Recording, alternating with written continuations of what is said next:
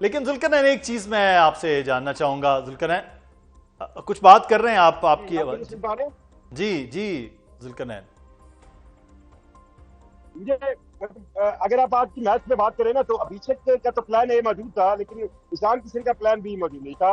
और फिर आप देखिए, अगर आपने हार्दिक पांड्या का प्लान ए रखा हुआ था, तो आपको ये भी पता होना चाहिए कि अगर हमारी बॉलिंग इस काबिल है कि हमने 200 नहीं होने दिया, क्योंकि आज एक टाइम पे ऐसा लग रहा था कि इंडियन टीम तारीख में सबसे ज्यादा बार 48वीं बार जो है 200 का हिस्सा क्रॉस करेगी। लेकिन वो हम नहीं कर पाए। तो आपको एक दूसरी साइड भी देखनी चाहिए कि हमारी बैटिंग कहाँ पर खड़ी है, और हमारी बैटिंग के अंदर हम मतलब अब मैं नाम नहीं लूंगा, फिर ये लगता है कि शायद हम किसी पर्टिकुलर बंदे की बात कर रहे हैं। नहीं, आज तो आप नाम भी ले सकते हैं जुल्करनैन। देखिए, आज आप नाम भी ले, आप किसका नाम नहीं लेंगे? देखिए, नहीं, आप साइम को बहुत अच्छी बॉल पड़ी, वो आउट हो गया।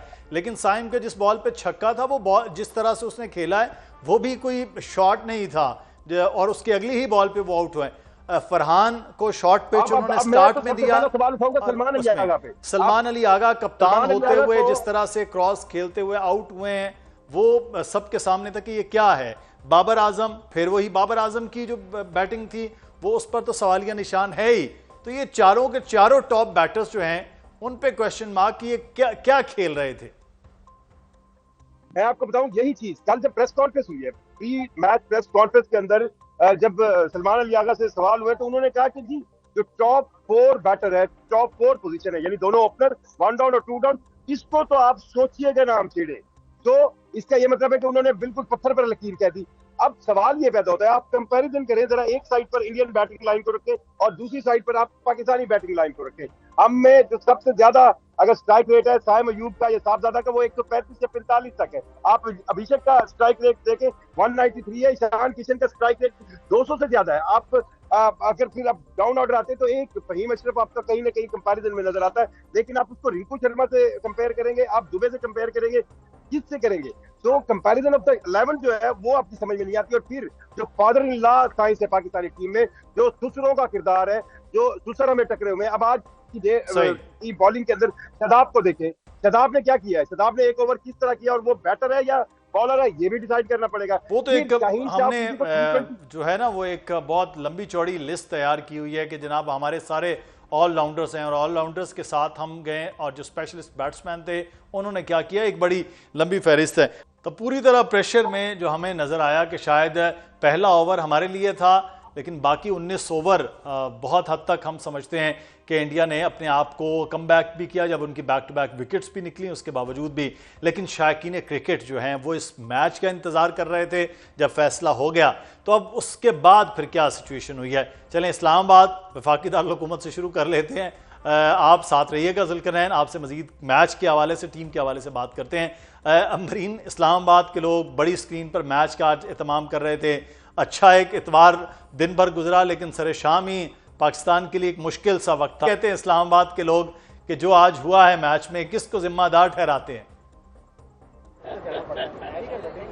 देखिए जी, सबसे पहले तो मैं यहाँ पर शायकीन क्रिकेट को देखकर मेरा दिल चाह रहा है मैं खुद ही रो लूँ, क्योंकि इतनी डिसअपॉइंटमेंट यहाँ पर देखने को मिली है। इतना तैयार होकर आए थे शायकीन, यहाँ पर बड़ी स्क्रीन लगाई गई, सिर्फ यहाँ पर नहीं इस्लामाबाद में मुतअद्दिद मकामात पर बड़ी स्क्रीन का जो इंतज़ाम था वो किया गया। क्यों? क्योंकि सिर्फ शायकीन क्रिकेट इस बड़े टाकरे को देखने के लिए इंतज़ार कर रहे थे, और चेयरमैन पीसीबी को सराह रहे थे कि जिन्होंने इतनी काविशों के बाद जो पॉलिटिक्स थी और तमाम चीज़ों को साइड पर रखे, एक बिल आखिर ये टाकरा हुआ। लेकिन हुआ क्या? एट दी एंड वही हुआ जिसका डर था, हारना था। लेकिन शायकीन क्रिकेट भी यही कह रहे हैं कि अगर हारना था तो थोड़ा सा खेल के हार जाते, इतना बुरा तरीके से हारना तो जाहिर सी बात है शायकीन क्रिकेट की आंखों में आंसू ही। और जब मैंने उनसे बात करने की कोशिश की तो वो कहते हैं मैडम बस कर जाएं, अभी भी कुछ रह गया क्या बोलने को?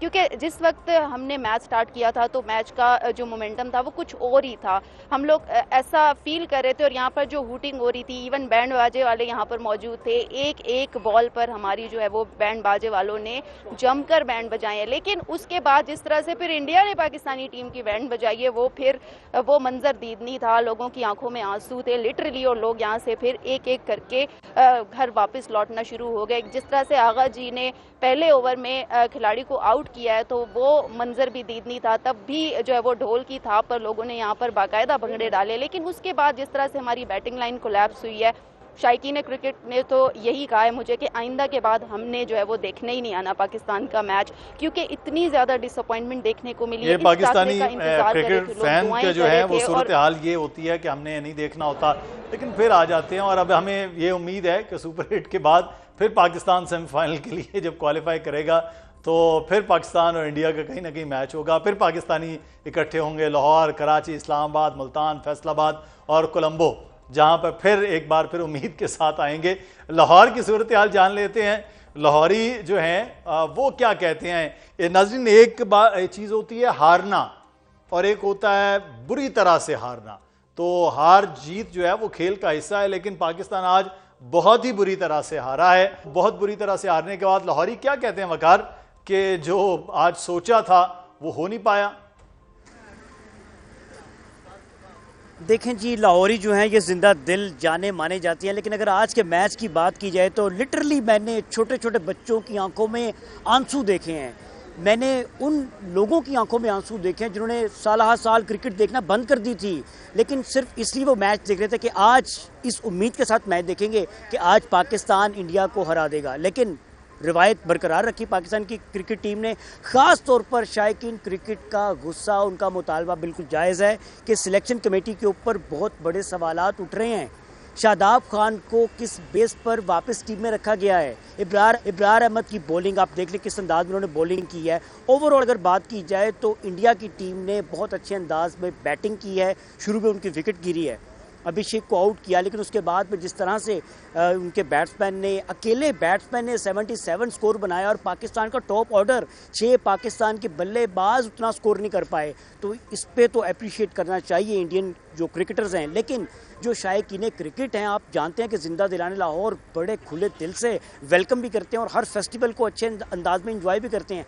रेस्टोरेंट में मैं मौजूद हूँ और यहाँ पर खाने का भी एहतमाम किया गया था, लेकिन जिस तरह से पाकिस्तानी बॉलर्स की धुलाई की जा रही थी, खाना सामने पड़ा, ठंडा है, छोटे छोटे बच्चे बेचारे इस उम्मीद पर कि शायद बाबर आजम का बल्ला चल जाए, शायद साइम अयूब लंबे लंबे छक्के मारे, साहबजादा फरहान अच्छे रन्स उगल ले उनका बल्ला, लेकिन होता है ऐसे ही आया माजी की तरह। हम देखते हैं आज भी कि किस तरह से ये के बाद दीगरे विकेट्स गिरती गई। और मुझे तो ऐसा लग रहा है, शायकीन क्रिकेट का भी ये कहना है कि इन्हें किसी अच्छे साइकाइट्रिस्ट को दिखाने की ज़रूरत है कि जब भी पाकिस्तान इंडिया का मैच होता है बड़े इवेंट में, चाहे वो चैंपियंस ट्रॉफी हो या फिर वर्ल्ड कप हो, तो पाकिस्तान इंडिया से वन साइडेड मैच हार जाता है। तो इसके ऊपर शायकीन क्रिकेट जो हैं वो खासे मायूस और परेशान दिखाई दे रहे हैं। और बहुत से ऐसे जो क्रिकेट लवर्स हैं वो ये कसम खा के गए हैं कि आज के बाद हम पाकिस्तान का कोई मैच नहीं देखेंगे। लेकिन आपकी बात बिल्कुल ठीक है कि जैसे ही फिर पाकिस्तान 1-2 मैचेस जीतेगा तो उसके बाद दोबारा वो पाकिस्तान का मैच देखेंगे। बस ये है कि हम जो कह रहे हैं ना तुम बदले ना हम बदले, बस मामला ये है